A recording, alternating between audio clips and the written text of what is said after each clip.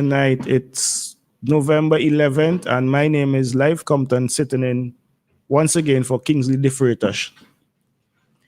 So, as we all know, we are in election mode, and things have heated up.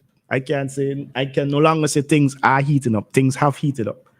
But before I go into my main topic tonight, I want to touch once again on the situation with Trinidad and Tobago and Venezuela and the wider Caribbean. We have seen, well, basically,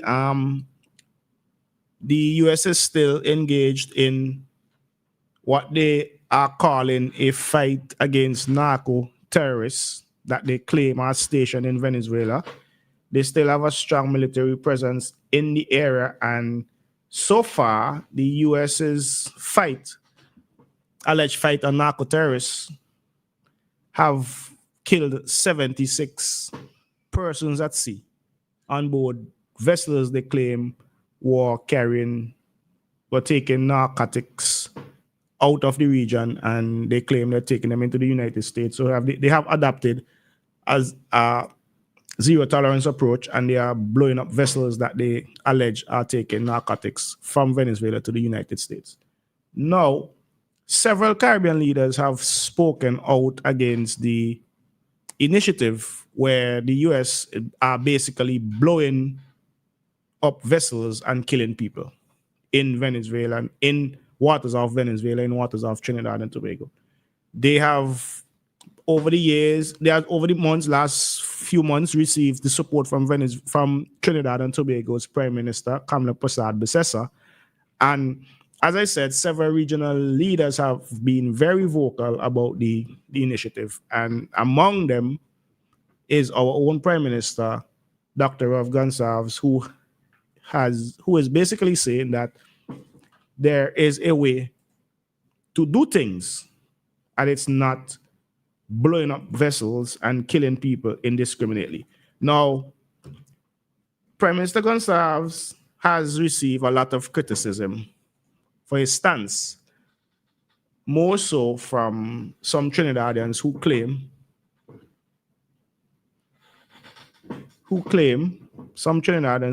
that basically the Prime Minister should mind his own business.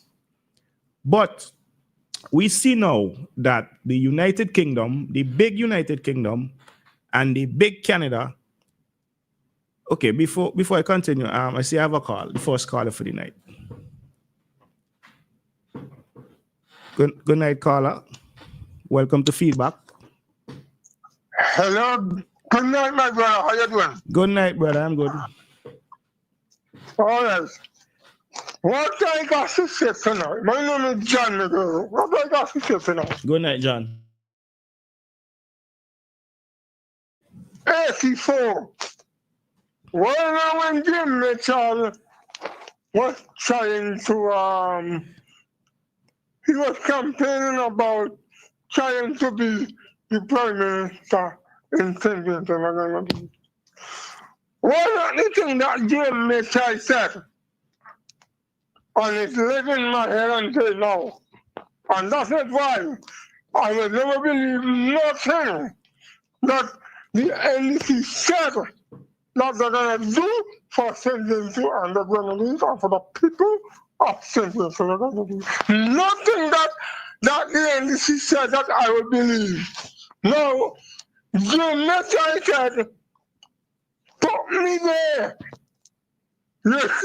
You see all the water meter? You see all the meter that they on the paper them? Right. When he get there, he gonna show all of them in the sea. The statement that Jim Mitchell said, he gonna show all the meter in the sea. When the man get there now, people looking for all the meter to go in the sea. Instead of Jim Mitchell to them in the sea, Jim Mitchell have no meter on top of people pipe. Right. I will never believe that. Yeah. So, So all that the NDC promised in Vincent, don't get shook, don't get killed, do not get full intention. Because number one, Godwin Friday would never be a prime minister in this country. He would never be by the people to be not prime minister in this country. So can I tell you, Dr. Godwin Friday is not a leader. He's not a leader. He's not loving. He's not a genuine person. You must come and talk this shoot and talk whatever. Dr. Godwin Friday, I could remember when the airport was doing, when the airport was about to open, Dr. Godwin Friday, like the people who just right away for open up airport and things like that. He like the people, he tell them not to give, send them to government, not away to open up no airport. Huh? So now he wants to be the prime minister of something and not gonna do. Huh? Okay. No. Let me say one more thing. You see? Right. This election is coming up on the 27th of November. Yes, 27. Take it from me. John McGill. Honorable Rodney Gunter is going to win back. And all 16 hours, because all anything that Dr. Gunter was done for this country, Dr. Friday and the NDC said they're going to pray that like healthcare, they're going to pray that like airport, they're going to pray that like the fort, they're going to change from the power for China and Taiwan to basic Chinese. So when you're telling me you don't love intention, huh? You don't love intention. When you're telling me other opposition, you're gonna play that like head clear. Huh? What you are saying that the rich man could go out as a son because the rich man will have money to go. But the poor man will die. People like me, people that second, people that other people can't afford the kind of money that they're calling for healthcare. So what I'm saying, Dr. General Rodney Gunter is going to win this election. I am looking. This is my personal thing. I am looking that the Unitarian Party is going to win either 10 seats, 10-5, or 11-4. Thank you for your contribution. So, have a good night. Continue and tell Godwin Friday, John McGill said, shift and faith, scenario. God bless you. Thank you very much. Thank you very much, John, for your contribution tonight. John couldn't wait to get that off his chest tonight. So, as I was saying, the United Kingdom and Canada have distanced themselves from the operation that the US has going on in the Southern Caribbean. So I'm going to just read an article from CNN about the decision by the United Kingdom and Canada. So basically, this article is from CNN, by the way. So it says, the United Kingdom is no longer sharing intelligence with the US about suspected drug trafficking vessels in the Caribbean because it does not want to be complicit in US military strikes and believes that attacks are illegal. Sources familiar with the matter told CNN. The UK's decision marks a significant break from its closest ally and intelligence sharing partner and underscores the growing skepticism over the legality of the U.S. military's campaign around Latin America. For years, the UK, which controls a number of territories in the Caribbean where it bases intelligence assets, has helped the US locate vessels suspected of carrying drugs so that the US Coast Guard could interdict them, sources said. That meant the ships would be stopped, boarded, its crew detained, and drug seized. Now, this is what people have been saying, right? Let me read that again. What is done is that the ships will be stopped, boarded, its crew detained, and the drugs seized. So the article goes on. The intelligence was typically sent to Joint Interagency Task Force South, a task force stationed in Florida that includes representatives from a number of partner nations and works to reduce the illicit drug trade. But shortly after the US began launching lethal strikes against the boats in September, however, the UK grew concerned that the US might use intelligence provided by the British to select targets. British officials believe the US military strikes, which have killed 76 people, violate international law. The intelligence pause began over a month ago. The UN's Human Rights Chief Volker Turk said last month that the strikes violate international law and amount to extrajudicial killings. The UK agrees with that assessment. The British Embassy in Washington and the White House did not respond to requests for a comment. A Pentagon official told CNN that the department doesn't talk about intelligence matters. Before the US military began blowing up boats in September, countering illicit drug trafficking was handled by law enforcement and the US Coast Guard. Cartel members and drug smugglers were treated as criminals with due process rights, something the UK was happy to help with, the sources said. But the Trump administration has argued that the US military can legally kill suspected traffickers because they pose an imminent threat to Americans and are enemy combatants who are in an armed conflict with the US. According to a memo sent by the administration to Congress, the Justice Department's Office of Legal Counsel issued an opinion, which is still classified, reinforcing that argument. CNN has reported, and Trump has designated a number of drug cartels. Well, basically, Trump has designated a number of drug cartels as foreign terrorist groups. The White House has said repeatedly that the administration's actions comply fully with the law of armed conflict, the area of international law designed to prevent attacks on civilians. But legal experts say the law of armed conflict would still apply to civilian drug traffickers, and the designation of a group as a foreign terrorist organization does not automatically authorize the use of lethal force. Now, this is important. Several boats hit by the US have either been stationary or were turning around when they were attacked, CNN has reported, undermining the administration's claim that they pose an imminent threat that could not be dealt with through interdiction and arrest. Senior US defense officials have also expressed skepticism of the military campaign. The commander of U.S. Southern Command, Admiral Alvin Halsey, offered to resign during a tense meeting last month with Secretary of Defense Pete Hegseth and Chairman of the Joint Chiefs of Staff after he raised questions about the legality of the strikes.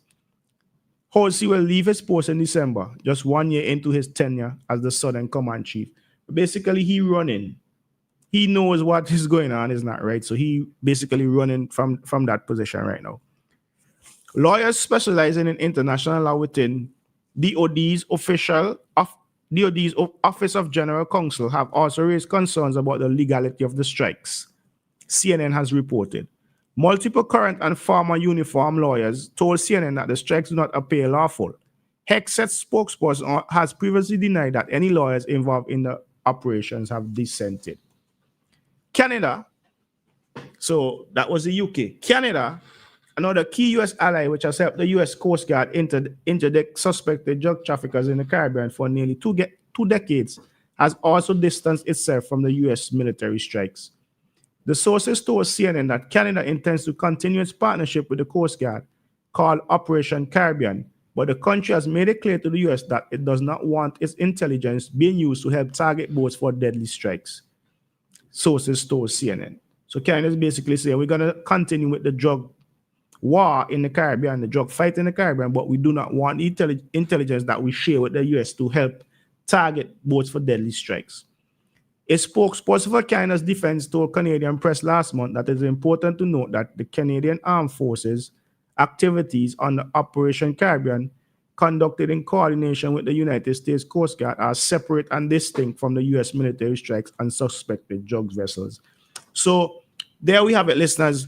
Basically, the UK and Canada have sided with other Caribbean countries that are seeing the operation that is taking place in the Caribbean waters, in the South Caribbean waters, as illegal and extrajudicial killings. And I think this, in my mind, justifies the decision by other Caribbean prime ministers to speak up against this. And that is, I just think that was important to mention tonight. So, moving on. I mentioned Canada in that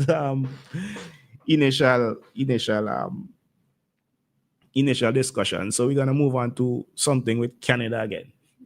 As we can see, as some of us may have heard, on nomination day was Monday, and during nomination day, several citizens wrote letters to returning officers in the Northern Grenadines and East Kingston, objecting to leader of the opposition, Dr. Godwin Friday, and East Kingston parliamentary representative, Fitz Bramble. So they wrote letters to the returning officers saying that under the part of the Constitution of St. Vincent and the Grenadines, these two candidates of the NDP are not eligible to contest the general elections because they hold dual citizenship. Now, this is something that we have been hearing for years, and similar cases have went to court in other Caribbean countries, Guyana, Dominica, St. Kitts, even Jamaica. So tonight, we will look at, can someone with dual citizenship run for elections in St. Vincent and the Grenadines? And there's basically a short answer to this, right? And from my resource, the short answer is no, they cannot. And it basically says people with dual citizenship cannot or should not contest general elections in St. Vincent and the Grenadines, at least not while they hold allegiance to another country. So under the Constitution of St. Vincent and the Grenadines, a person who is by virtue of his or her own act under any acknowledgement of allegiance, obedience, or adherence to a foreign power or state is disqualified from being elected to the House of Assembly. Now, that is plain and straightforward, right? Because there's a constitutional basis for it. But my question is, it's put forward quite plain and simple in easy language to understand. If you hold dual citizenship, you're not supposed to or not allowed to contest general elections. Now, we have seen Dr. Friday, leader of the opposition, contest this is probably his fifth general election, and he's going up for this Northern Grenadine seat once again. And he held that seat in Parliament before Parliament was dissolved. And we're seeing Mr. Bramble Fitz going up for his second term in office, and he also holds Canadian. Well, as far as we know, they hold Canadian citizenship. I don't know if their citizenship, both men have renounced their citizenship. I do not know that. But basically, what the Constitution says is if they're not allowed to contest elections. Now, this is such a serious issue that former Minister of Finance and the Unity Labour Party's candidate for East St. George, Camilo Gonsalves, Gonsalves, he was born in the United States and he renounced his citizenship before becoming involved in electoral politics in St. Vincent and the Grenadines. Sir Louis Straker also did the same. He also renounced his citizenship before, when it became an issue, he renounced his citizenship. And this is easily verified, right? Because the United States prints a list of people that have renounced their citizenship. And if you search the list, you will find the names of these people on it. Now, it is not an easy thing to renounce your citizenship from a place like when I say it's not an easy decision. The process is quite straightforward and it takes a while. So you file the paperwork or whatever, and it takes a while before it's granted, and then you're no longer a citizen, and then you're allowed to participate in election. And it's not an easy decision because renouncing your citizenship for a place like the United States, it takes away a lot of the privileges that you have of being born there. And we talk about from educational privileges to health benefits to many things. So it is not an easy thing to do, to say, basically, I'm going to renounce my citizenship. But these two politicians did just that because they want to swear allegiance to St. Vincent and they want to work in St. Vincent. So let me just pause. We have a caller. Good night, caller. Welcome to Feedback for November 11th. Good night. Good night. Can someone with dual citizenship vote in St. Vincent? Excuse me? Can someone with dual citizenship vote in St. Vincent? Yes, dual citizenship is allowed voting. That's a different thing. People with dual citizenship. Different in what sense? The Constitution allows for someone with dual citizenship or someone from a Commonwealth country that resides in the country for 12 months and lives in a constituency for 6 months to vote. That's part of the Constitution. This is not about voting. What they're contesting is not about voting. It's about being involved as a politician, as a member of a party in the electoral political process. I don't think we understand the Constitution and what it says. Who doesn't understand it? Excuse me? Who say that? Okay, so can you explain further? No, I won't able to do that. But I think it's something that needs to be looked at. Excuse me? I think it's something that needs to be looked at. Yeah, well, that's what we intend to do tonight. We're looking at it, and I have some facts in front of me. Facts, not my opinion. We but cannot facts. compare other Caribbean countries. We have to deal with us. It's an example. Yeah, well, this is what I'm dealing with. I'm reading from the Constitution of St. Vincent and the Grenadines. Okay, thank you very much for your contribution. So basically, given the constitutional basis of what I'm speaking about, and this is not my opinion, right? This is facts that I am reading. So the Constitution of St. Vincent and the Grenadines, 1979, Section 26, it says disqualifications for representatives and senators. And Section 26.1 says no person shall be qualified to be elected or appointed as a representative or senator who, A, is by virtue of his own act under any acknowledgement of allegiance, obedience, or adherence to a foreign power or state, or B, is a citizen of a country other than St. Vincent and the Grenadines, having become such a citizen voluntarily or by naturalization. So to run for parliament as a candidate or a representative, you must be a citizen of St. Vincent and the Grenadines, one, and you cannot hold allegiance to another country, example, by holding a second passport or swearing allegiance to somewhere else. If you do, it says basically you're constitutionally disqualified. So let's move into some of the terms, the key terms explained. As I said, I'm not making this up. This is what it says. So it says, by virtue of his own act. This means it must be a voluntary act. Example, applying for and obtaining another country's citizenship or passport. Acknowledgement of allegiance means recognizing another country as your sovereign country. For instance, taking an oath of citizenship.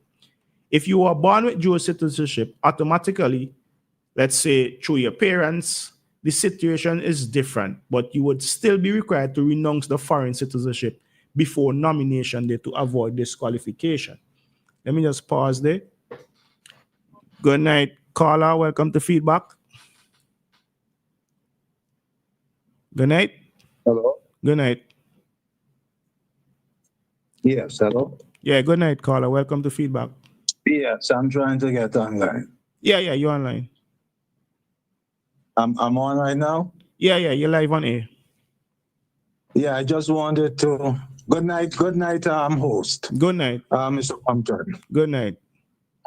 Yeah. I want to clarify just something you're saying, right? Right, go ahead.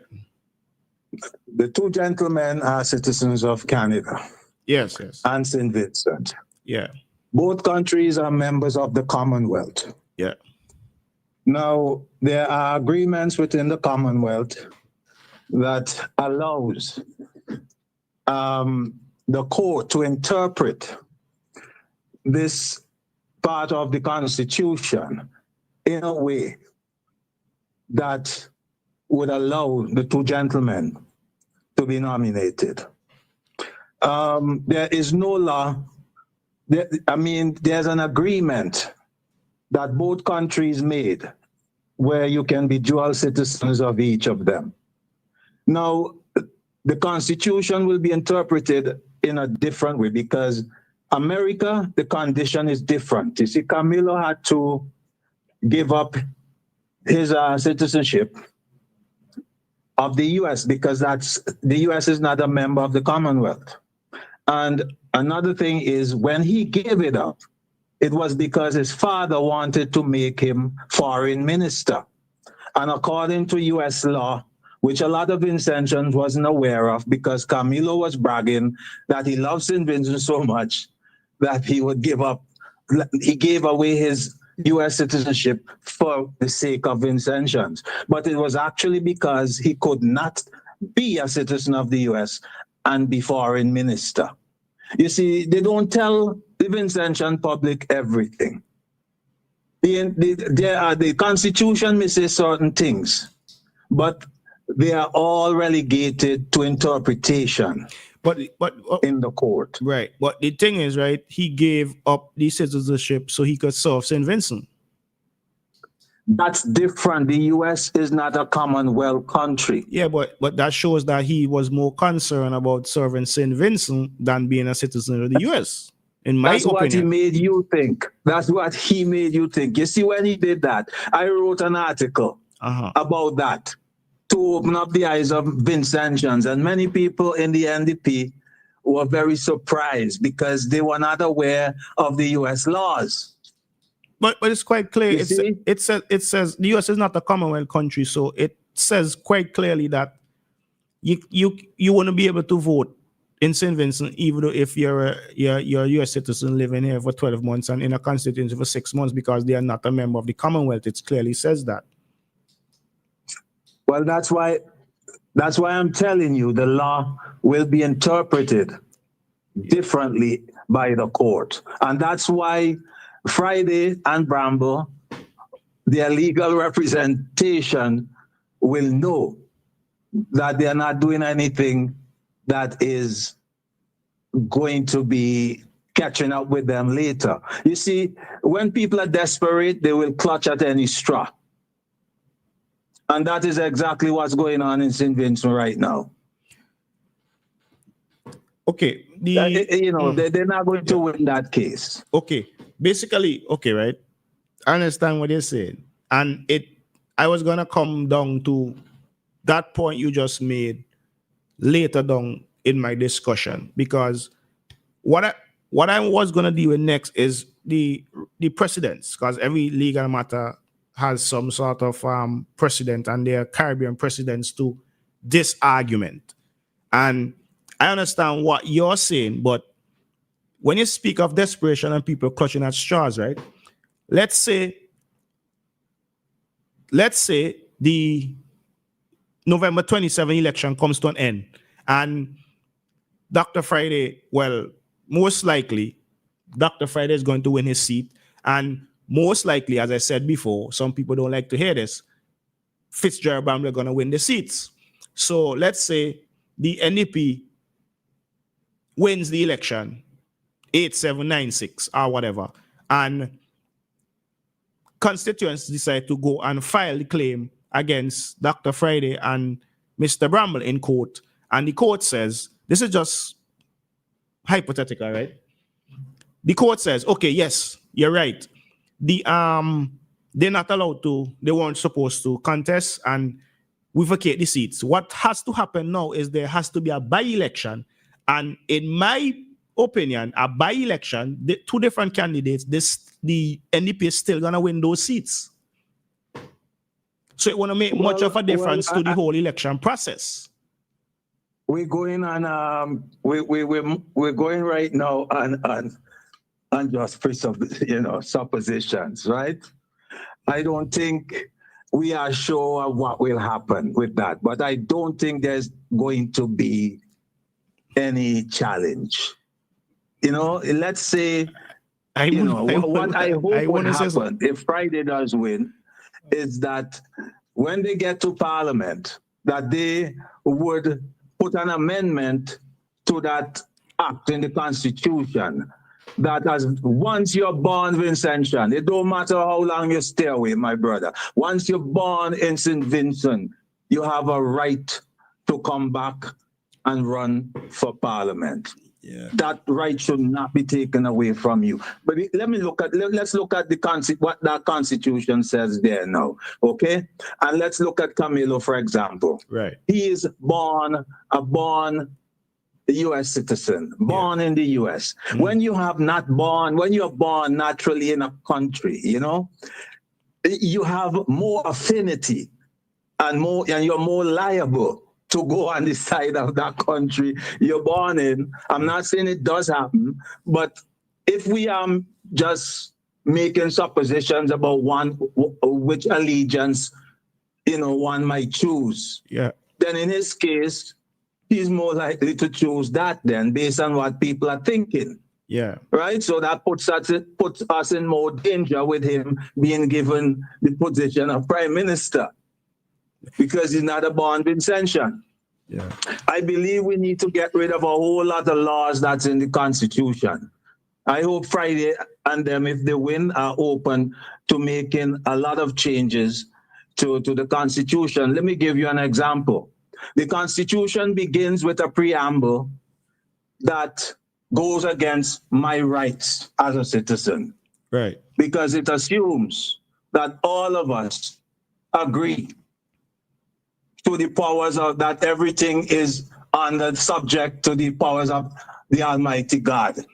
And throughout the rest of the Constitution, God is not defined, but it is interpreted by the courts to be the Christian idea of God. Right. So you see, it eliminates the rights of many citizens from the very beginning, the whereas. And we must remember which side we should come down on. This Constitution was given to us by white supremacists. And we must never forget that.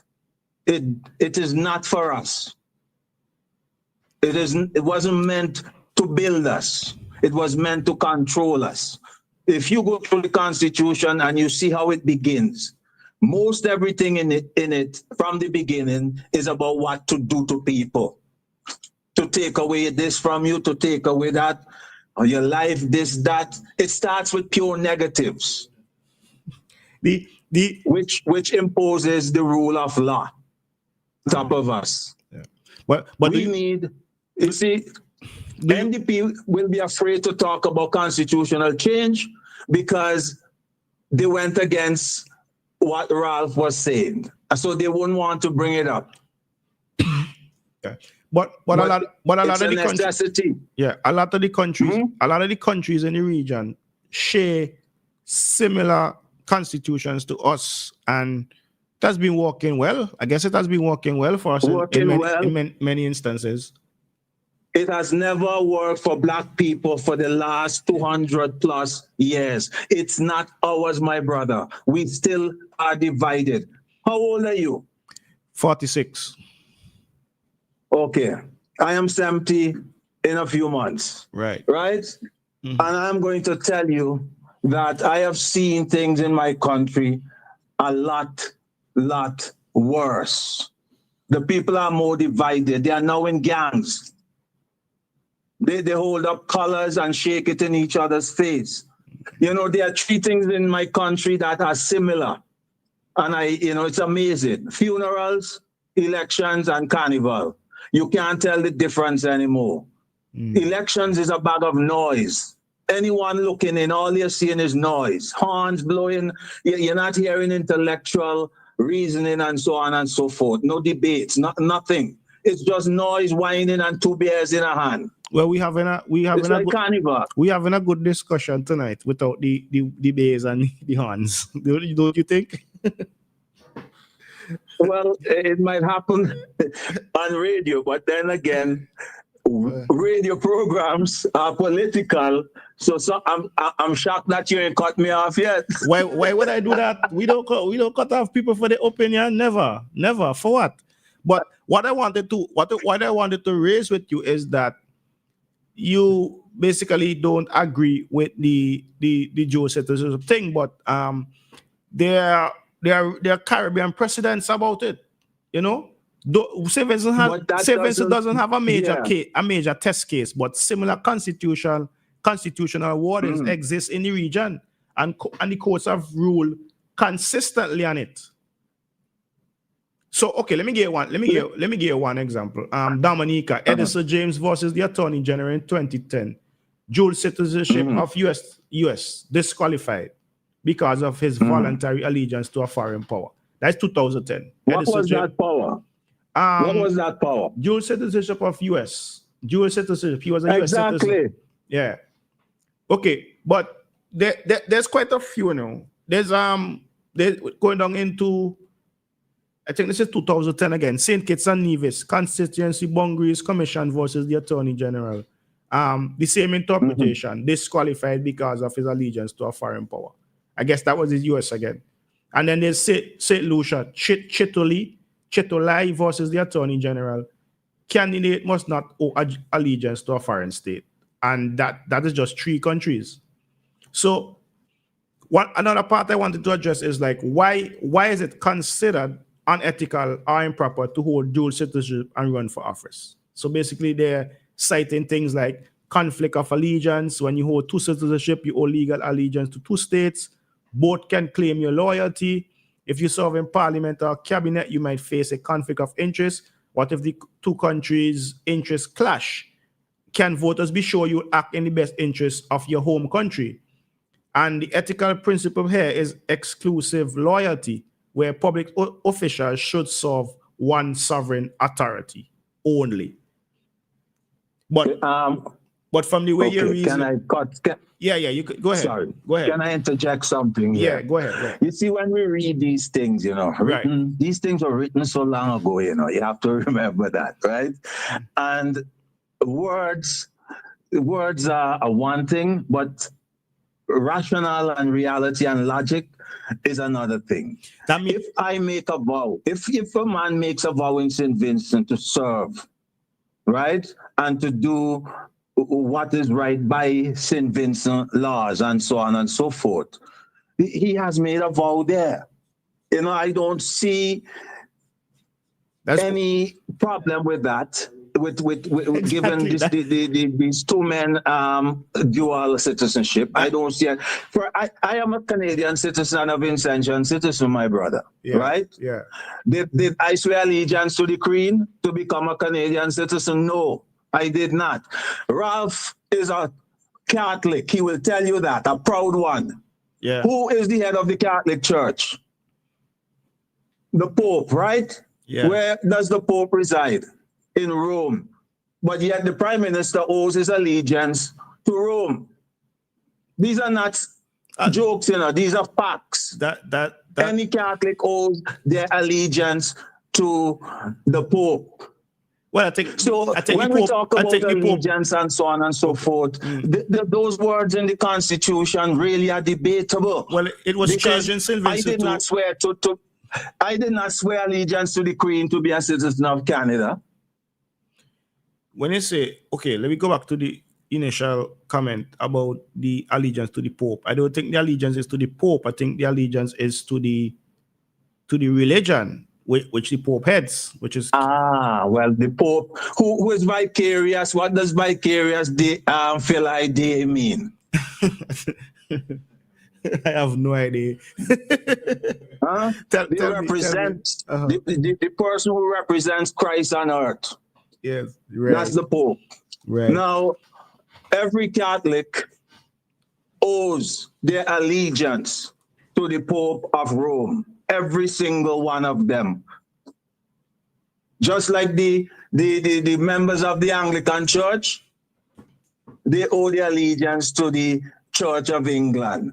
You see, there's a whole lot of confusion, my brother, with this Westminster model that we have adopted. But we try to change. It's not ours. We try to change. It's not ours. It has not worked for Black people we try to in change the last 200 plus years. You remember we tried to change that.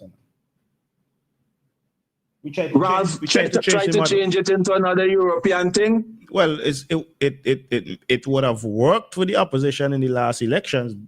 So in some people's eyes, it wouldn't have been bad in some people's eyes because it would have worked for the opposition in the last election. It would not work because it's Eurocentric. So what do you suggest? It's not for Black people. It's not for African people. But you know.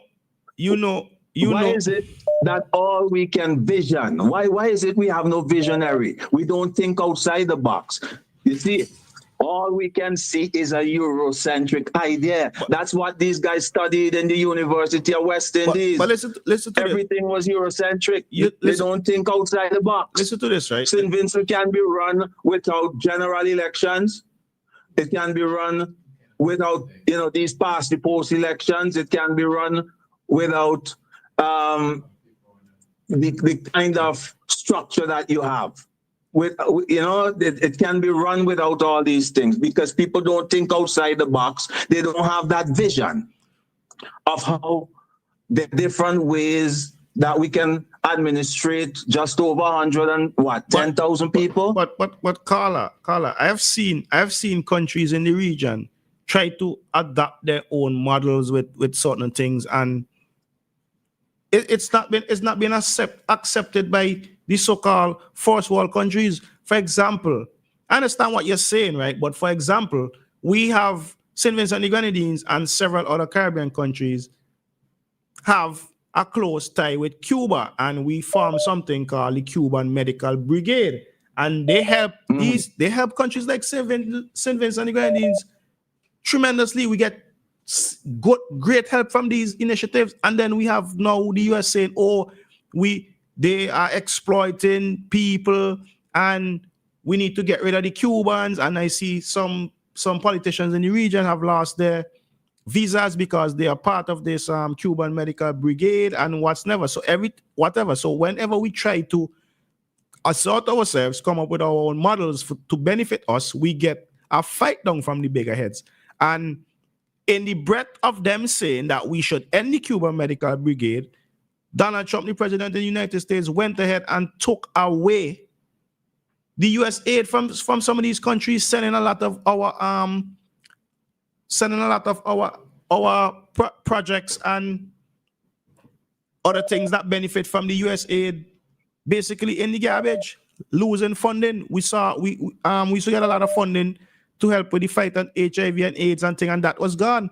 And you take that away from us, but then you telling us we must throw away the Cuban Medical Brigade. My brother Compton. I'm listening. We got a lot of fight on, basically. I agree with everything you say. I hear you. And it's not, what you're saying is true.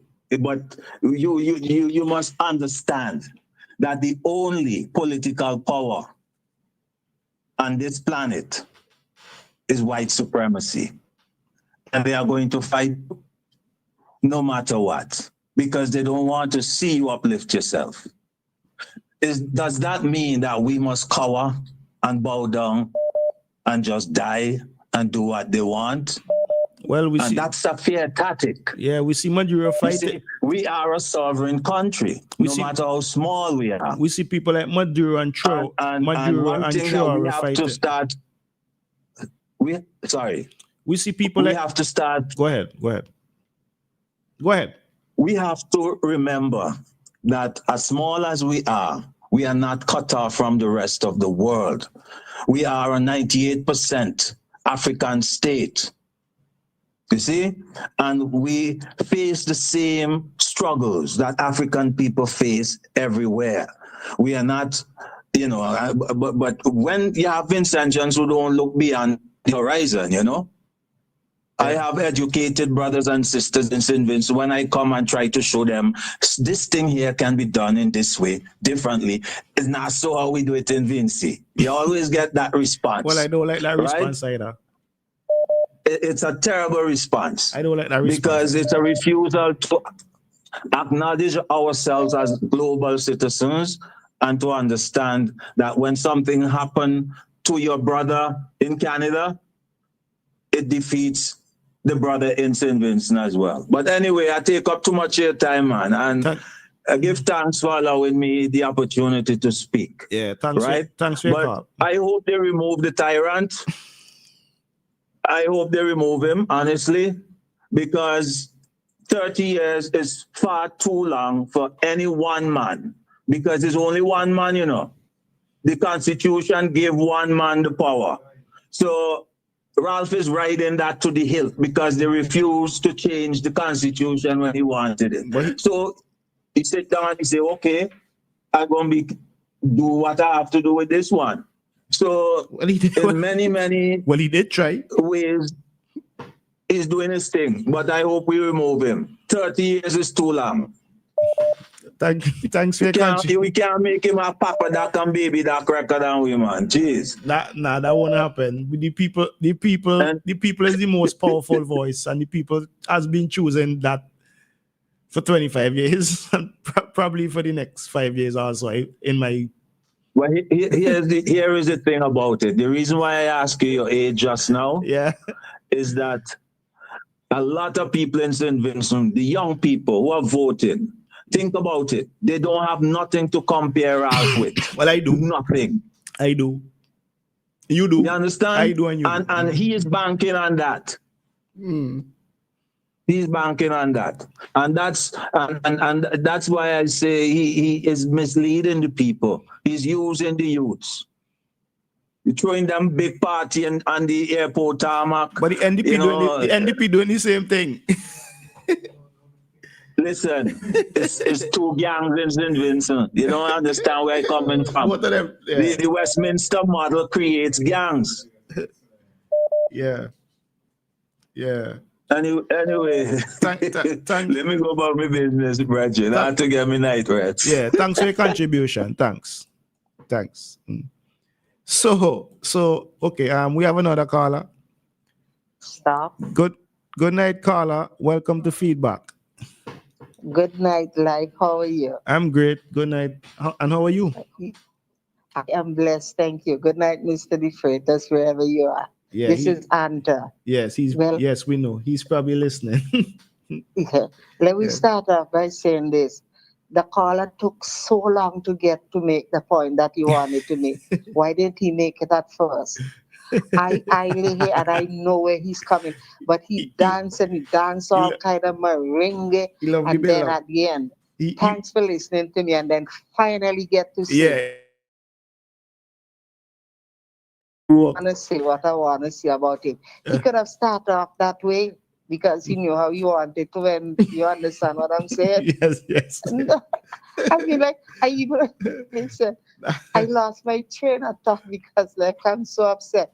He was going so good, but he had to end with the venom that he have in him. Interestingly enough, you said that, right? Me and Ketan Chance of Eyewitness News had a discussion today where I was making the point that certain things should not be said by certain people because then because the people listening would then base what you're saying, even though if it's a fact, they will base what you're saying on your political allegiance, and then the whole the whole message is lost, even if it's Exactly, the 100% whole- fact. But that, listen, So I got what you're saying. If he like, didn't end like that, maybe some persons would have taken it. because listen to me. You see that last sentence he make, and not Yeah. because all our country know. Right. Hello? You understand what I'm saying to you from since for what? And nothing changed me. But like he Right. was going so good, some I take and some I disregard. But Exactly. that statement just blank out every single thing that he said. Yes, yeah. I mean, That's the point I was that- making, yeah. eh, Because he was making Well, some you know, very good arguments, but then it seemed like when you of add course, certain but then things he and lost the message. yeah. At the end of it, he had to prove who he is. Like, come on, mister. yeah. Them they so go school and me ain't go my certificate when you have it give me with Mark 3D, dance and doty. That's not even So that is what yeah. mine. I say that is what mine was. Yeah, that's And not then with even all the education. yeah. Like, I mean to say, what I'm saying, you are trying to say to him that if you that one point that you made, that if I'm lying down, if I sound funny, that if you swear allegiance to two armed countries, either countries can call you at the same time. Yeah. You have to choose now which one would you want to go. It's a kind of dangerous thing, right? It is. Because then the one you pick, the people in the other one might say, well, boy, you pick something different and whole a malice. Exactly. Yeah. You understand? But what yeah. I'm saying now, I mean, he is want to justify that Mr. Straker and Camilo give up their thing, which is what they should have done, in my opinion, because they want to serve the country. Yeah. They did the right thing. But then the opposition knew that they did that. They argue about it. All when Mr. Straker had already done so. They were still fighting and arguing for him without even checking that he did. If I'm going wrong, stop me. I actually did This the morning article. I sit here. I'm the one and that it did the costs- article. When I'm the one Right, that did the and it- article. Yeah, when he renounced his citizenship and he Right, brought forward right. the documents. Yeah. Exactly. And they didn't even know he did that, and they rant and rave. Yeah. And it was okay. But then now it's your turn. You want to hold on to it, life. Yeah. Nobody should ask Mr. Friday, the honorable and leader of the opposition, to do so. He should do, as you said, if Canada call on him tomorrow, if there's a situation, what would he do? Run to them as he did in Burial? To me. If Vincent, Go ahead. You go ahead. Go ahead. Go ahead. You go ahead. Yeah. It's an interactive. You go ahead. To Not me, like the monologue that guy to me, right? To me, right? It's about people's perception, and when the argument comes up, even though if it's a political argument, the public confidence in you can dwindle somewhat if they're saying, well, he doesn't want to do something as simple as renounce the citizenship of another country. And to some people, that's simple, right? But as I said at the start, it's not that simple. So therefore, people who refuse to do it just say, boy, nah, me ain't doing this thing. So there's a perception of a divided loyalty when you hold on to that, in my opinion. Because you're saying we want to govern, and we want to make things better, and we're going to make things better. But then on one hand, you're saying that, boy, let me hold on to the citizenship in case things go right. So it's about public confidence in you. Like the honorable gentleman said, that he has his Canadian passport in the front and his Vincentian in the back. Yeah. I mean, look at Burial, and while the Prime Minister, I said it openly, I love the man like Hopewood is my personal friend outside being my Prime Minister. And if I was his wife, I don't know if I'd settle to drag behind him on his birthday and my anniversary to go. But as he always said, he came to the people didn't come to him. Yeah. And he has been demonstrating that with Burial. What did Mr. Friday do? What was so, I mean, I don't even know the adjective to use that to make him leave Vincentian. In that state, the people who put him there, the people who promised to serve in the Grenadines and come to Canada. Yeah. Simple me under here. Let me just say a little part of my story. I'm a Canadian citizen. I have no problem with whoever get it because I have it. And life, when I realized, when I work hard and I decided, I came back home, set up business and stuff like that. I wanted to start paying NIS.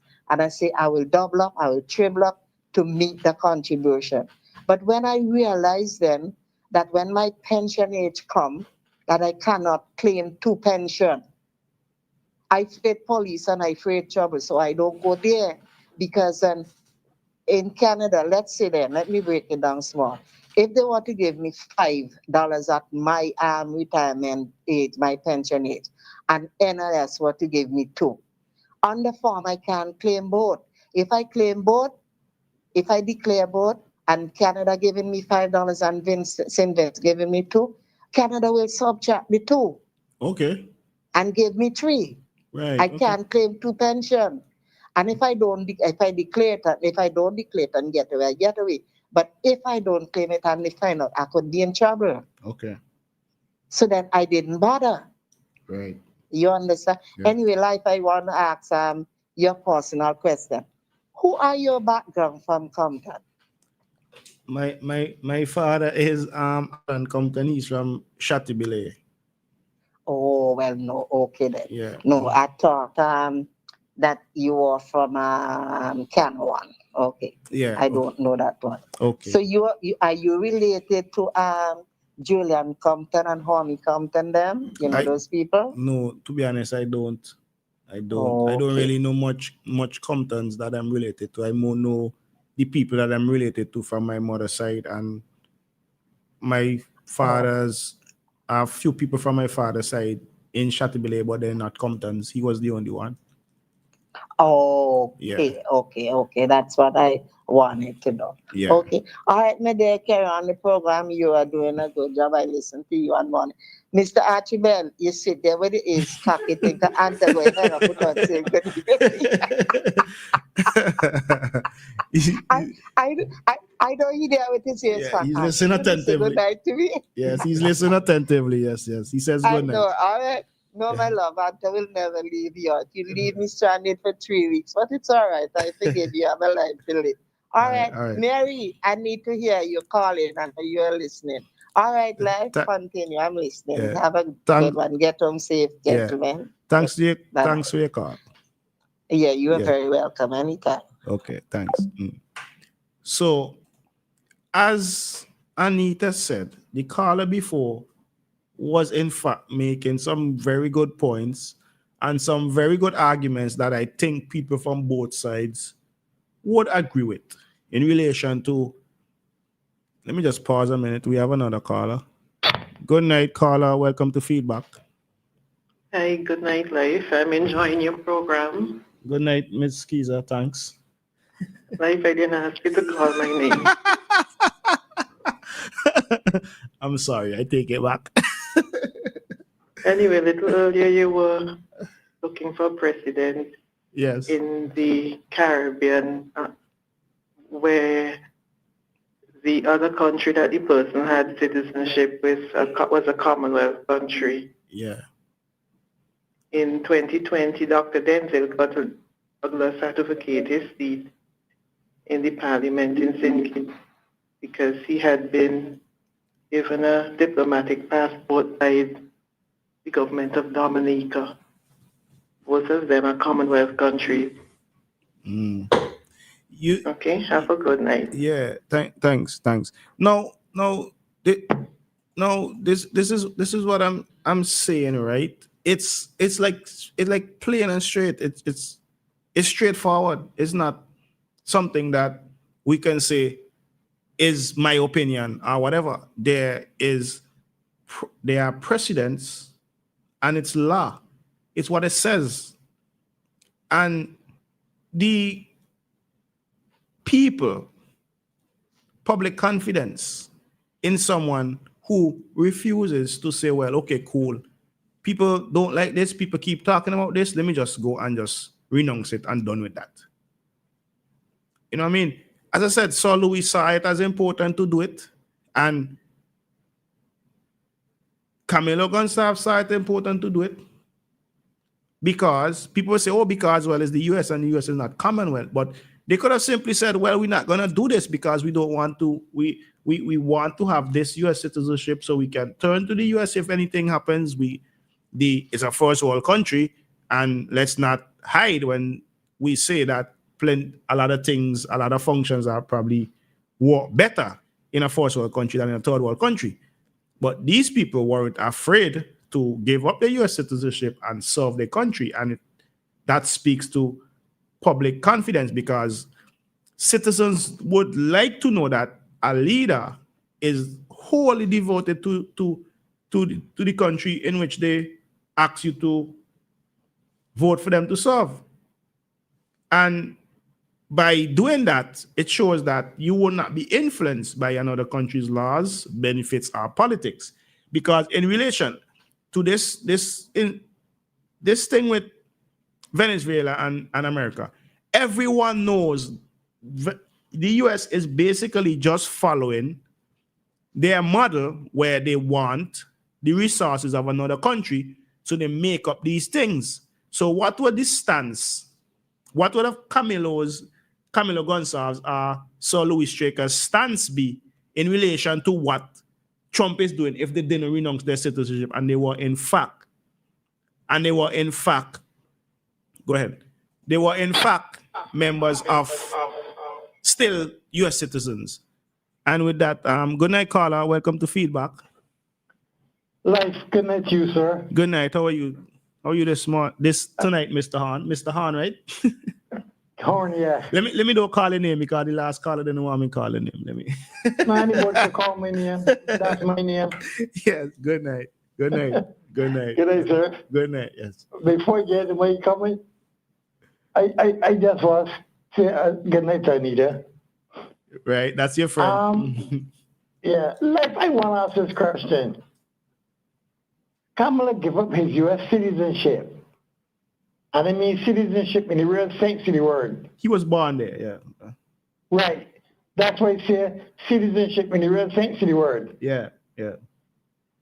So if he give up that, it shows that he has a lot of confidence in the essential people, and hence he would like to do something for them. That's why he give up his American citizenship. Yeah. But let's just say hypothetically that it don't work out for him. Seeing that he has born there, can he reapply for his citizenship? Yes, that's part of it. He can, yes. Oh, he can? Yeah, you can. But then it's not like something that you know for sure you're gonna 100% get back, right? It's a process. Mm. And the process that takes time. Yeah, it takes time. And with these things, it depends on who's desert land on, right? You might land on somebody that's have a bad day and they just push it aside. Or they say, nah. Yeah. You know what I mean? It's not 100% sure that they're gonna give it back to you. It's human nature, right? Somebody is about who having a good day or bad day at work. Some of these things, just like applying for a visa, right? So. It shouldn't be so, but that's how it is. I don't know if there's any I could probably look and see what is the rate of people reapplying and getting through. So it's not something that I don't think anything is 100% sure. I have a U.S. green card. Yeah. And I surrendered my green card at the embassy here in Barbados. When I went in, the guy told me, how are you surrendering this thing? And I got people all over the world trying to get one of these. And you got one, you giving it up. The man put the surrender form. And then he put the surrender form and said, like, give me my passport. Yeah. So he said, so you're serious? I said, that's why I'm here. Okay. And then he said, I'm going to give you some time to think about it. Yeah. I said, I thought about it. That's also why I'm here. Okay. Well, so give me my passport and leave this embassy. Yeah, but listen to this, right? I just tried to answer the question you just asked using the almighty Google. So, so Google has something called AI Overview now, and it does a deep dive of information on the net. So it says, in relation to the questions you asked, you cannot simply get your U.S. citizenship back after renouncing it. As I said, the process is final and irrevocable unless you successfully appeal the decision. To gain U.S. citizenship, you must go through the same long and difficult process as any other immigrant.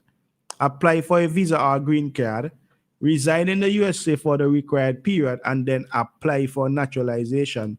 There is no undo button for renunciation. So it's basically like what I said. But that's for a person to give up his citizenship. That's a tough thing. You have to be very confident in what you're giving it up for, right? Very, very confident. Exactly. Yeah. Exactly. But this funny, I'm gonna see.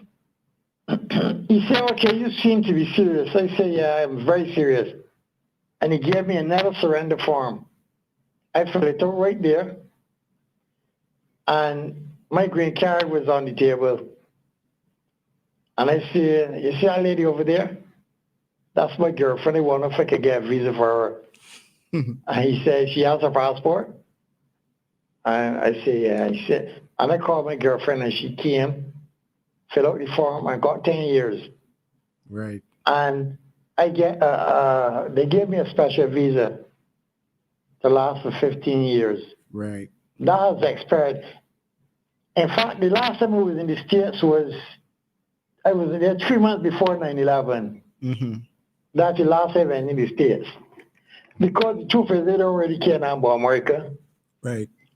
especially with its present leadership. You know? Yeah. But I just talk about that life because I don't know if I have never heard of anybody give up the citizenship and then reapply and get it. Yeah. I've never heard that. People just don't give that up. People just don't give that up. No. That is something big Right. for people.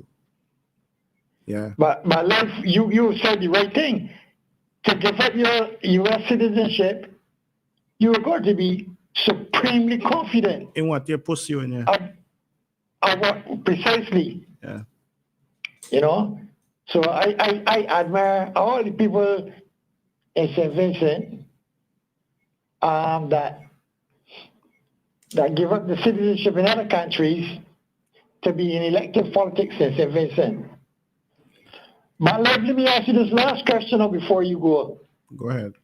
How about persons that didn't born in the country, like Friday and the other guy that has Canadian citizenship? Can they give it and then reapply for it too? Well, I guess Say that they didn't born in Canada. I guess is the same as in the US, that they have to just go through the same process like anyone else, because you basically become once again an immigrant. So it says if you renounce a Canadian citizenship, you use all rights and privilege and must apply for permanent or temporary resident status to return. To regain citizenship, you must first become a permanent resident again, meet residency and tax obligations, and then apply to resume your citizenship. So you basically have to go. Yeah, you basically have to go over the same process. So you lose all your rights, you're no longer a citizen, and you need a visa to return, basically. So you're a Vincentian, basically. I thought that the process was different because if you're born in the States, that's one process. But if you are a citizen, by applying for marriage or whatever, that'd be a little bit easier to get it back than if you were actually born in the country. Well, I guess it would, as I said before, I guess is who's desert land on and they moved in that day. So they could basically say, well, this person was born here, they renounce it for political reasons, but then suppose the person say, well, they throw our country for another one, so let me just put this on the back burner for now. Let me deny this application and legal fight. Yeah, let me go on. Let me deny this application, which they're in the rights to do, and let it go file again and start over your process and hinder you. So it's not something simple according to what I'm seeing here. It's not something. Okay, I just thought I would ask the question. Yeah. Because those are the questions that I would like. Maybe that's why Friday and Bramley giving up the citizenship. Yeah, no, well, I that would be something very hard for me to do also. Very, very, very Yeah. hard. Anybody to do it. As I said, you have to be Yeah. 100% sure and certain of what you're pursuing to do that, and have confidence in what you're doing to do that. Because as we know, Got it. let's not hide it. Having that means that you're entitled to all the benefits of being a citizen of that country, and we know it's a first world country with better healthcare, better benefits in many instances. And Better it's everything. just a different type. Yeah, it's just a different type of living. You know what I mean? Right.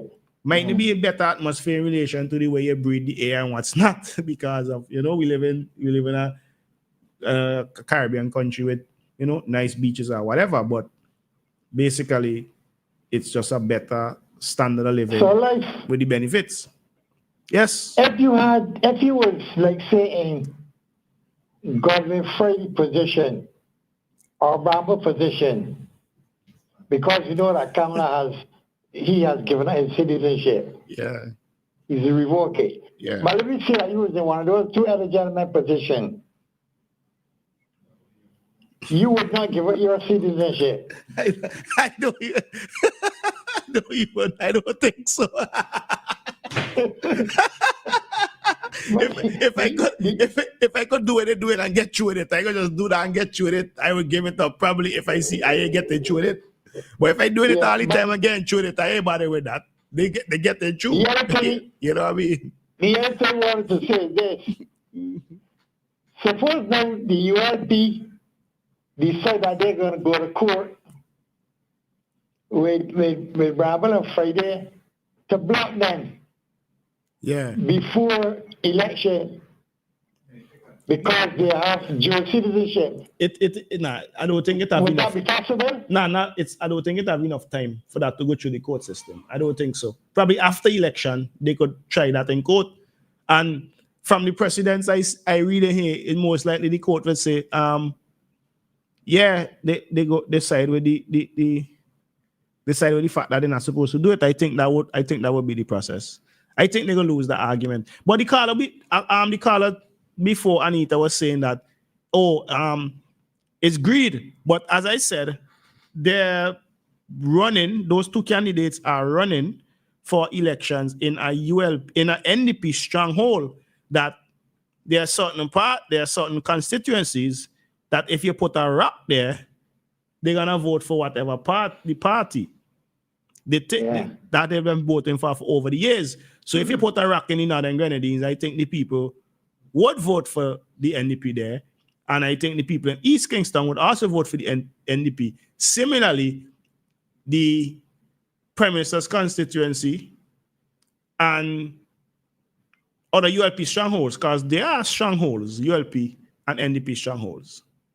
So if they win the elections and the government decides to take them to court and they have by-elections, which would have to be the process, then I don't think it's a situation where the NDP is going to lose those seats because of what happened. So you're saying it would not make a difference? It won't make a difference. So then it's best for the ULP to leave it as it is?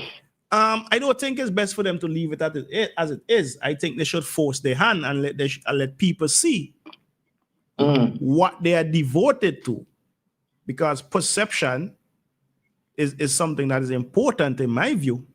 So I think they should force their hand and let people see if they are if the court says, well, this could go on for years, right? Because it might have the decision, and it might the appeal, and then appeal again and whatever. But I think they should force their hand, actually. I would like to see this go to court and taken to the court and see the outcome, to be honest. And in closing, this year will be President say. Yeah, and not again. Again. So again, well, I don't know about it from before, Right. but I tell you that if this was the first time, it would be precedent set. But if it happened before, it would have been precedent set before. Yeah, So if precedent was set before, it has been. then why would the ULP want to go to court to this time when precedent was set from before? Well, it got throw them out. They gonna make the renounce if they're really interested in being part of the Vincentian political landscape, then they go just basically say, well, okay, cool, they go renounce the Canadian citizenship and they go just do what they have to do. It's a process, it could take a while. They could get back in the game easy. You know what I mean? But to not to just keep it and say, well, we don't really care because we getting through it all the time and it don't make no difference and we just go and keep it. It shows where your mindset is, in my opinion, right? I can't read nobody's mind, but as I say, the perception is that it shows where your mindset is, right? Because picture this. The political arena in St. Vincent life is becoming very interesting. Always has been for the last 10 years, I think, right? It's been very interesting. Since 2001, it has been very interesting. Yeah. Anyway, my brother, you stay focused. And I want to say good night to Relissa and Dion. All right. There's my two girls. There's the two girls. I know that. Yes. Relissa the pocket rocket. Yes. Them is your girls, yeah. Yeah. Yeah, I like the two of them. Yeah. Yeah. The two of them is the complete opposite. One is very aggressive, that's Relissa. and Dion is laid back. And Dion is very calm, you know. And laid back and yes. Calculated. Yes. Release. Anyway, my brother, I will hear you in the morning, 7:45. Yes, thank you very much for your call. All right, buddy. Yeah, thanks. Yeah. We have another caller. Good night. Welcome to Feedback for Tuesday, November 11, 2025. Hello. Yeah, good night. Welcome to Feedback. Hi, good night. I'm a first-time caller. I'm calling from the United Kingdom. Oh, thanks. We like first-time callers. Yeah, my life. Yes. Yeah, life. It's Rohan. Okay, right. Good night. Rohan, yes. All right, good night. Good night. Yes, I'm just calling about the discussion where you guys was having in terms of the Constitution, where the gentleman was speaking about if the NDP were to win the election, they can just change the Constitution. I just want to let him know that that is not correct because the Constitution is the supreme law of the land. Yeah, I don't think. Law. Oh, he was saying that they should pass something in Parliament allowing people with dual citizenship. He was, I think. Yeah, but you're right. It's not as easy as that. It's not as easy as that. The Constitution itself makes specific arrangement for a change in Constitution. Right, which is the referendum. A referendum, or they must have a 75 or more percentage of the Parliament. Right. Yeah. Right. And also that, which is very difficult for them to get in the next election. Yeah.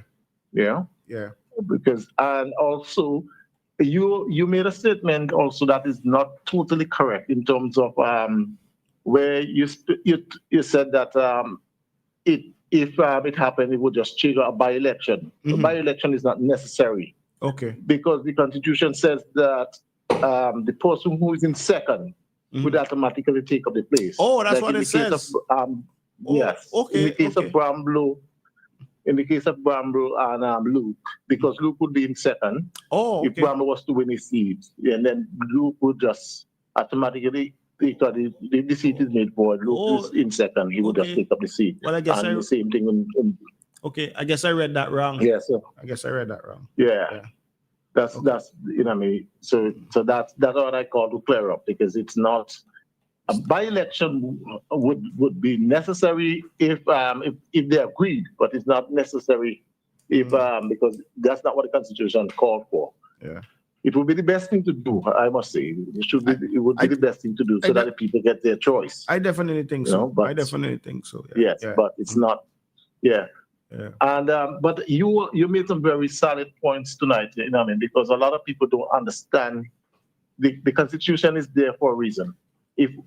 If we want, yes, I agree with some of the points that the gentleman made in terms of we should seek to, as a maturing state, we should seek to have a constitution of our own making. But we had that chance in 2009, and the people rejected it. Yeah. I don't think that should be the end of it. I think that we should seek another opportunity to change the Constitution, because there are certain things in the Constitution, as the gentleman said, that it was placed there from a colonial master for their benefit and not for our benefit. Yeah. Okay. Yeah. Yes. You understand me? So, yes. so it would be good for us to have our own constitution because yes. The caller was making before Anita was making the same point that we need our own processes and our own yes. own. But in terms of I still think that we should keep the protection from a dual citizen holding the highest office of the land, because that is a dangerous precedent. If we were to remove that, I think that they can contribute. A dual citizen can contribute in other forms. They can be in parliament, but not in the highest office of the land, where the decision of has to be taken. Yeah, because I think that we because picture this, right? You in public office, right? You have dual citizenship. You misbehave in public office, and you could basically just run off to another country, run away, and then there's a whole long process to try to extradite you, and who knows what will be the outcome of that. So you could basically do So these are kind of concerns that I think that there is a reason why certain offices you could allow dual citizen, because say for instance we have our students going off to different countries to study. And they some of them, they go off to study and then they stay on to gain experience in their field. And later in life, because they're Hello, can you hear me? Yeah, we can hear you now again. Yes. Say for instance our students, they go off to certain countries to study and then they stay on to pick up jobs, stay on to gain experience in their field. Yep. All right. But later in their life, they want to come back to St. Vincent to contribute in a significant way. And they can rise to the office to give their expertise in a ministerial role. But at the prime minister level, I think that's where that one should, just the prime minister alone should be safeguard against dual citizenship, but any other role should be allowed. Because here in the UK, you can be in parliament with dual citizenship. Here in the UK. In the United States also, you can do it too. In the United States, most major countries you are allowed to be dual citizen. But it's frowned upon politically in those countries, although it's legal, though it's frowned upon politically. Yes, it is. Yeah. Because because of loyalty. But in a because they are major countries and they have more security against a prime minister or president behaving like a king and just rule unilaterally against acts of treason. Yes, they have. They have more security. But a small island like St. Vincent, no, we don't have. The Constitution is the only protection that we really have against the government. Of the day. Yeah. So we can't be messing around with that. Definitely, I agree. All right. Yeah. All right. Thank you very much for hearing me out. Yeah. Thanks for your call, and feel free to call every Tuesday. Yeah, it's an interesting program. I listen every Tuesday. Yeah. I'm actually at work. I'm doing a night shift. Okay. Careful. Like you know me, man. You know me. I know you quite well. I'm not Trisha's husband. Oh, right. Yeah. Right. Okay, yes. Tell her good night for me. Okay, and thanks for your call. Yeah, she's in Jamaica. She's in Jamaica. She's coming home next week. Okay, she's gone to apply her trade. All right, yes. All right, yes. Thanks for your call. Okay, then you take it. No problem. Yeah, all right, okay, good. Good night. We have another caller. Welcome to Feedback. Yeah, what's up, my soldier? Hey, good. Good night. Yeah, I want to ask you a question. I hate to be loud on the radio. Okay. Mm-hmm. Yeah. When I try to say, I ask you a question. Right, go ahead. Now, you're running in the city, right? So you own the city. Well, you must be a ruler somewhere and a leader somewhere. Yeah. And let me say you are the leader of the city and you're doing the right thing to to the generation amongst you, right? Mm-hmm. Even though you say you're reaching some age, do you think that, if he's not on the other one to come up behind you to do the right thing, that's what you do? Do you think that you're supposed to move? I addressed that a few weeks ago, where I said that a lot of people want to take away jobs from people who they consider elderly, which I don't think is right, because elderly person comes with knowledge, calm. Well, most of the times. Well, let me don't say most of the times. An elderly person should come with calm, knowledge, influence, expertise, and I don't think because you're elderly that they should just throw you out of position and say, well, you're elderly, you've been there long enough. I don't think it works like that in certain positions. Certain positions it don't work like that. Yeah. That's why that's why people have understudies. I don't think it should work like that. Right. You can't, our mentality, people mentality is different, eh? Definitely. But you see, if you think positive and you can see positive and clearly, you will not think them kind of way, because if you can't do the job, right, and run and do the things for the people them and satisfy the people, then I don't think that you can say, well, boy, he's 70 and he's 80 and he's supposed to get right opposite, He's not supposed to go them kind of way. He leaves that judgment to the Almighty. That once a man get the knowledge and the strength to do what he's doing.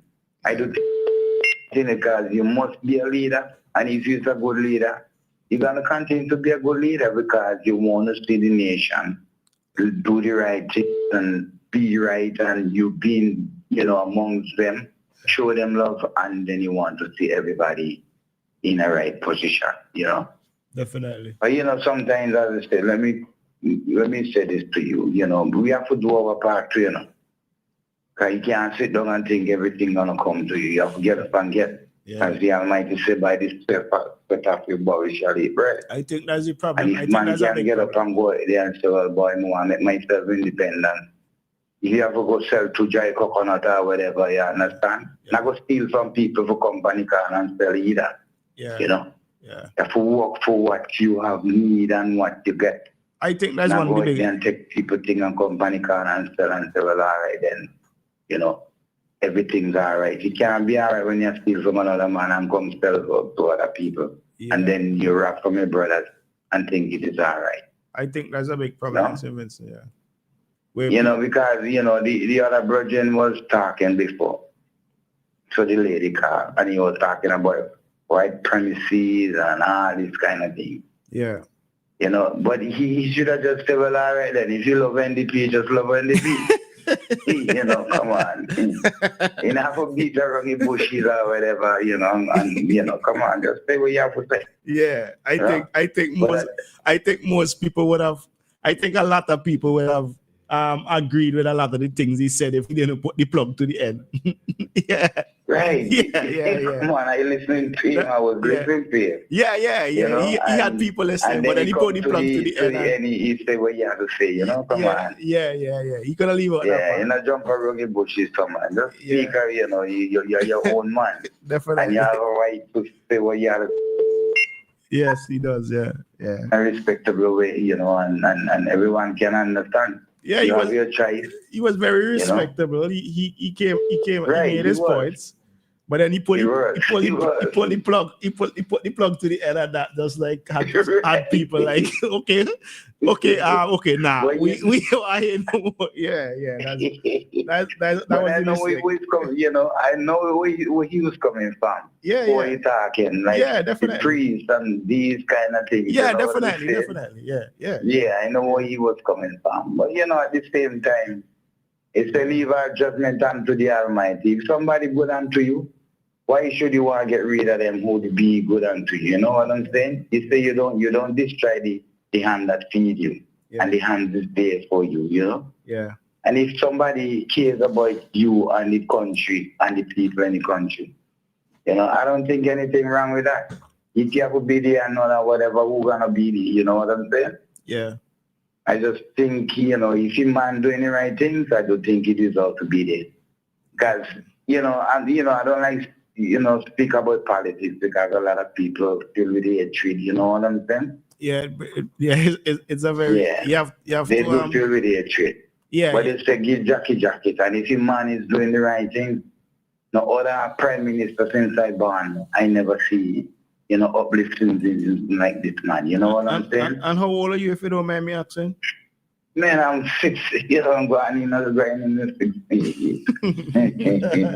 Okay. Well, I feel like I'm at 20 years old right now, trust me. Well, good, that's good. Because, I give God, I give thanks to the Creator, man, Yeah. And I believe in righteousness, and consciousness, so. Yeah. I keep my meditation, even more than night and give God, the glory as I supposed to do. And I just hope everybody, do the right things and, the right things and open up them eyes and then can see. Because if you don't love the Almighty, you can't see what's going on, Definitely. Yeah. It's true, you got to give thanks to Him so you go open up your eyes and you know right from wrong. Yeah. And see who is there for you and who not there for you, Well, it's just like if a man, a man can promise a woman a lot of things, and say, oh, baby, I love you, I will give you this, I'll give you that. The woman come over, a couple of months after you start to brutalize the lady, Yeah, definitely. Yeah. Good point. That's a good point. Yeah. Yeah, so what you think going to happen? You see your true colors when you're in a position. Try to run away from you, and then when she try to get away from you, you still don't want to let her go. Yeah. Like you control their mind. You know what I'm saying? These are the things in life. People must realize when people do good things, you have to give them the credit of what they're doing. Because as I say, every man control certain things in society and run things in society. But when you meet somebody great, you have to really be, as I say, hey, you got a bone in your hand. Don't jump your bone and go run after the shadow because you never know what can happen, you understand? So just hold your bone in your hand that you know that your bone don't dead already, you understand? Yes, definitely. But in life, look, you do be say. Tell me. He say not every black man is his brother, Well, definitely. And he say not every white man is his brother either, you understand? Yeah. And he have a reason why he said that because, he got good black brethren and he got good white brethren, you know what I'm saying? Mm-hmm. Yeah, it's true. So in every nation and every color, you have great people in each and every one. Yeah. Same way. And we are created to be equal by one man, so can't fight against colors. Yeah. I know whatever is situation in the beginning and coming up and we have to put things some way behind and the future now. We have to live with the future, not the past. Definitely. Yes. Yeah, man. So big up yourself. The way you have to do, and I know you're doing a great job, man. You understand? Thank you very much. Yes. Yeah. And respect to you. Yeah, enjoy the rest of your night. Thanks. So, one of the callers brought up the mentioned God, right? And okay, let me just take this call. Good night, caller. Welcome to Feedback for Tuesday, November 11th. Thank you. Yeah. No, I have saying that they're just speaking about something, but I do not attend them where they're speaking about the same thing. Because I tell myself the amount of graduates we have now in this country, when a worker comes into retirement time, and he did 4 years ago before he retired, you have some young educated fellow coming out of secondary school and college and things now. I tell myself that if whoever government in office, and you have a mandate, you take one the young fella who's educated or whatever, and you put him alongside that fella there. But when he's ready to leave up, you have somebody to replace him. Yeah. So you ain't coming back and telling me that he over age, his time done gone. By age, when he to retire. And because they don't have anybody to fulfill this place, they have to give you a 3 or 4 years contract. Because then some of them are the same set of people who coming back now and saying the government sending people overseas to study and all this kind of thing. And they don't have anyone to give them white and black in this space so they are young folk to get hold and that more. You know what I mean? You want to play? Hello? Yeah. We're listening. We got you. Yeah. So then that is what I am saying. You can't put this kind of thing we have now with children with education to mind time. Because election is coming up. That is my birthday. Yeah. And I am 78 years of age, right? Right. But the kind of qualification we have now with young people coming out of school and things. And you have people in a work. Because I know a taxi driver right now down to Southern, he had a car. Mm-hmm. And he cautioned me because I is a ULP. He was a ULP. But what happened? He leave in the work now. He don't retire about 2 years ago. Right. About 5 years, but he supported NDP because he don't get a contract for their president officer. You see the kind of life you live in? Yeah. You have to make room for the young generation. And if you can't make room for them, who can make room for them? So that's why they don't sing and tell you, you're selling them for two college and all anything, and then you have no work for them. Right? Yeah. It's unfair. When a man when he tries to go, let me go down, give you no contract, they to have educated fellows, they come out from the classroom of college, for full his place. You get them, and when the man got 3 or 4 years to go before he retires, put one the young fellow alongside him, train him. So then when he goes ready to go, he can come in and tell him about he got on something and you are contract, 2 years or 3, 4 years contract. And then the same fellow, some of the people who put in the show, come out and say you're sending people to college, you're sending people here to train them, and you don't have any work for them. And I don't find that good. I just tell the radio station, them tell the radio station, not use nice radio. Them don't accept me. Well, when you have good training, you could go anywhere and work, right? So. Yes, but it's true. You could go anywhere and work. Yeah. But the anywhere begins at home. Yep. Home in your country. When you work in your own country, you go out there, the government tell you out there to learn something. You come back here and you pledge your allegiance to the government and the people of Convention. Right. Good. If you can't get no work done, you go away. Because you have some people, you give them a wife, you have to give them a bed. But then when you have a child and the government help you for going to college or anything like that, you have to make room and make prepare for when the child comes. If the government didn't have no work, you could send him somewhere for something to do. Yeah. Right? Yep. But some people mean that I just say that spiritually told me. Oh, the government send you with a thing, and when you come back nowhere, I know what's for you. That is unfair. So then it come like you give them a wife and them or you give them a bed too. Yeah. That's the mentality some people have, yeah. That's the mentality. I listen to it every day. They depend nice, they found a way to say some boom, all of them say something, so they're telling with children for things and things. You can the children then go with you, the parents, you could make a sacrifice because the government do the better part for you, for you run your children. So you have to help them too. Because in my time, we can't go to secondary school. If I make a big that could go. Yeah. But now you got free. Yes. Started in January 2013. Yeah, things are different. And you know much of doctors and things don't come out before 2030, and it got 5 more years to go before 2030. So that is the kind of politics we got in this country here. You help somebody, you must help them. With some people, you must help them from start to finish. They don't want to say, well, this no, you don't help them with the part. Let me try help them. Let me try help yourself with the next part. That's every kind of system, and we have to train that mentality. Because that mentality ain't right at all.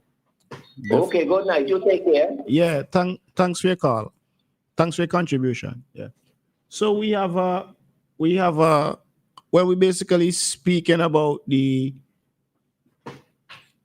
members of the electorate writing to the returning officers of the Northern Grenadines and East Kingston, question the eligibility of politicians with dual citizenship to contest election. We have another caller. Oh, the caller is gone. So we want to play a clip. Come on, this clip is with lawyer Jomo Thomas speaking about the dual citizenship claim. So we want to just play this clip. Can you or Mr. Thomas explain dual citizenship, USA or SVG, I guess? Oh, USA and SVG, Canadian and SVG, in terms of being a candidate in the SVG upcoming election? Jomo is best placed to answer that. Well, Vincentians, a lot of Vincentians, or a lot of people who go to other countries may acquire dual citizenship. What it means is that you're a Vincentian, you go to the United States, you become a permanent resident, and after 5 years, you can apply for citizenship. If you apply for citizenship and you obtain citizenship, you can become a citizen of the United States. A similar thing happens in Canada, and so on and so forth. If you acquire citizenship, you may be presented with certain difficulties if you want to contest an election in St. Vincent, because the Constitution says that if you were to swear to a foreign power, that may create some problems for you. There have been a line of cases across the Caribbean. There's the earliest one I can remember is the Baz case in Jamaica. There are cases in Trinidad. There are cases in Guyana. There was the St. Kitts. There was a recent case in St. Kitts where former Prime Minister Denzel Douglas was asked to relinquish his seat because he had acquired a Dominican diplomatic passport. But nonetheless, the court said that that was a violation of the Constitution, and consequently, it asked him to give up the seat. Just to amplify the person's question, Dr. Friday Fitzbramble and Ben Exeter. Some people saying they are holders of Canadian citizenship. Some people saying Canada is a part of the Commonwealth. Is there any threat there to them? I think the law is pretty clear. And tell me what the law says. I think if they are challenged, more than likely will be asked to give up the seat. Wow. So there we have it, folks. Okay. Let me, before I comment on that, we have another caller. Good night, caller, and welcome to Feedback. Oh man, I don't know if we saved the best for last. I was actually wondering where you were. I've been trying to get you, but sometimes some people stay on a little long, and I just don't stay there by the phone and call. I give them a couple minutes before. I was saying, wait, I was wondering where Queens is. I was wondering where you are. I was wondering if you wasn't listening. Yeah. I think St. Lucia have elections December 1st. December 1st. Okay. That's Prime Minister. 11 months ahead of time. Okay, interesting. There's Prime Minister Dr. Gonsalves' friend, Mr. Pear. Yeah, that's the PM's friend. So, but St. Lucia's an interesting place. They only give the government one term, and the last 4 times they changed government. Yeah. So I'm curious to see if they're gonna do it again this time. Okay, yeah, that's interesting for real. Yeah. And then you bring back the government and you kick out the last term. So I think there's a problem with both parties. Well, I think they need a third party. It seems it's not working, and I think one term is too short to do anything. To do everything that you know. Yeah. It's not fair in a way. You're not giving them a chance if you just give them one term. Yeah. So there's the issue there. Yeah. Do you heard about the Douglas report? They made some damning allegation against the PM. Which PM? PM Gonsalves and Rowley. Some Douglas reporters, somebody from Trinidad, I think might be a political activist or somebody connected with the current government in Trinidad. And I think, if at one time I think Gonsalves should sue if the allegation are false, I think it's this one. More than any other time, guys. There's some really, I can't, I can't go over them, but I'm sure you're going to look through it and see what it is. I actually the allegation of damning. I actually listened to it. Yeah. I did listen. You listened to it? Yeah, I did. Those allegations, if they're not true, they're liable us.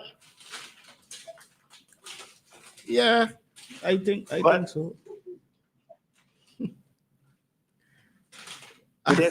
Yeah, I'm listening to you.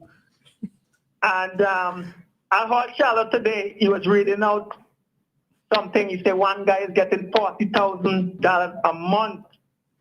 If that is true, that's ridiculous.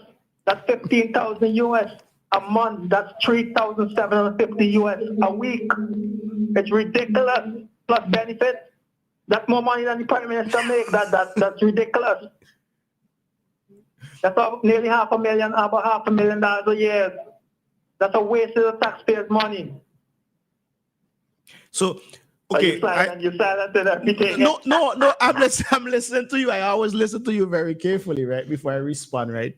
But I don't know where the allegations that Mr. Shallow is making are going, but in listening to you, there are people with skills that are worth to be paid for. I'm not saying this is the case, right? Because I don't know what he's speaking about, but there are people with skills the skills worth money and they should be paid for the skills, whatever. But I don't know what he's speaking about. Maybe he will expound on that in the future, and we'll be able to comment on it. Comment on it better. Come back with them, but I don't like to speak. I can't think of any. You brought up two topics that I heard, but I refrain from commenting on things that I don't have. I understand. Yeah, that I don't have the facts about because me have no money, right? Yeah. So. Yeah. So when the facts come out and whatever the facts are, then I would be in a better position to comment on what you're speaking about. If you understand what I mean. Yeah. Right. Yeah. All right. So. Have a good night. I wish I could have called earlier to have a longer contribution. I had something else lined up. I'll save that for next week. Okay, all right. Thanks for your contribution as usual. All right. Bye-bye. Yeah, thanks. Yeah. So we have come to the end of feedback for Tuesday, November 11th. And feedback is sponsored by Basil's Bar and I Am Live Compton, sitting in for Kingsley De Freitas. And we would like to thank all the callers who participated tonight. And for the people who listen, we would like to thank you too. Get brave next time, call in, voice your opinion. And with that, I'm out. Thanks. Whatever you are celebrating, birthdays, anniversaries,